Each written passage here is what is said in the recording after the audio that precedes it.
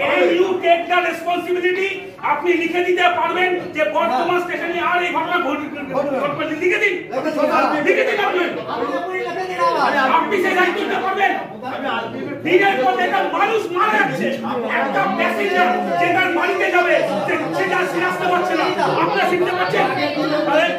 একটা মানুষ মারা যাওয়ার থেকে একসাথে পর্যন্ত কিছু হতে পারে না। আর নেতাগিরি, আর শুনুন, আমরা পিপলস এর রিপ্রেজেন্টেটিভ, আমরা নেতাগিরি করবো, আমরা করবো নেতাগিরি। নেতাগিরি একটু ধরুন, একটু ধরুন, একটু একটু স্লোগান,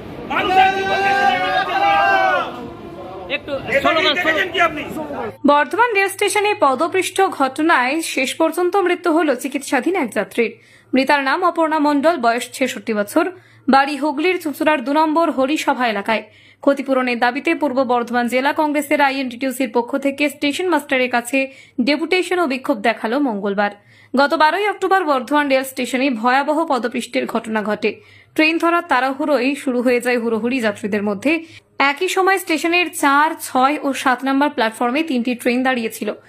ঘোষণায় দেরি হওয়ায় হঠাৎই যাত্রীরা গাদাগাদি ভিড়ে সিঁড়ি দিয়ে নামতে শুরু করেন।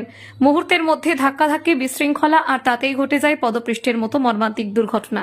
সেই ঘটনায় মোট 8 জন যাত্রী আহত হন। তাদের মধ্যে 7 জনকে প্রাথমিক চিকিৎসার পর ছেড়ে দেওয়া হলেও গুরুতর আহত অবস্থায় ভর্তি করা হয় অপর্ণা মণ্ডলকে বর্ধমান মেডিকেল কলেজ ও হাসপাতালে। প্রায় 8 দিন আইসিইউতে জীবন মৃত্যুর লড়াই চলার পর সোমবার সকালে মৃত্যু হয় তার। পরিবার সূত্রে জানা গিয়েছে, ঘটনার দিন এক আত্মীয়ের বাড়ি থেকে ফিরছিলেন অপর্ণা দেবী। ঠিক সেই সময় বর্ধমান স্টেশনের ওই ভয়াবহ বিশৃঙ্খলার মধ্যে পড়ে গুরুতর জখম হন তিনি।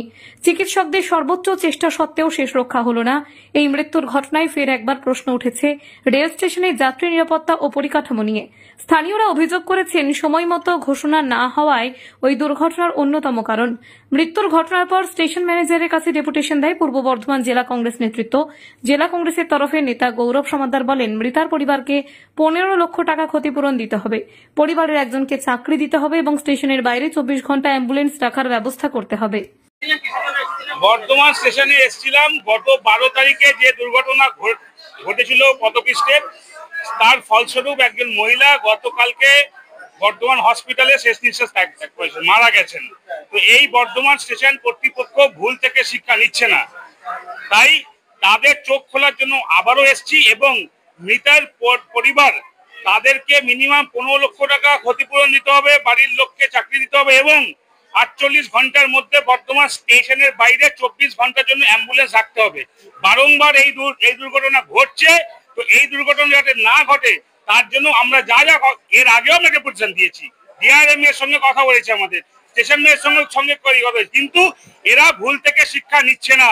তাই আবারও তাদের চোখ খোলার জন্য আমরা এসেছি এবং যে মৃত হয়েছে, যে মারা গেছেন এই অপদার্থ ম্যানেজমেন্টের জন্য, তার পরিবারকে ন্যূনতম 15 লক্ষ টাকা ডিমান্ড, বাড়ির লোকের চাকরি এবং এর দায়ভারটা কার? এই যে দুর্ঘটনা ঘটলো, মৃত্যু হলো, আহত হলো, এর দায়ভারটা বর্ধমান স্টেশন কর্তৃপক্ষকে নিতে হবে। একটা ম্যানেজমেন্ট তৈরি করে এর পুঙ্খানুপুঙ্খ তদন্ত করে যে যুক্ত তাকে শাস্তি দিতে হবে। ডেপুটেশন দিলাম আমরা। তারা খতিয়ে দেখছে, 3-4 দিনের মধ্যে উনি বললেন অ্যাম্বুলেন্স আমরা বর্ধমান স্টেশন বাইরে রাখবো। এবার দেখা যাক, না হয় আবার আমরা আসবো।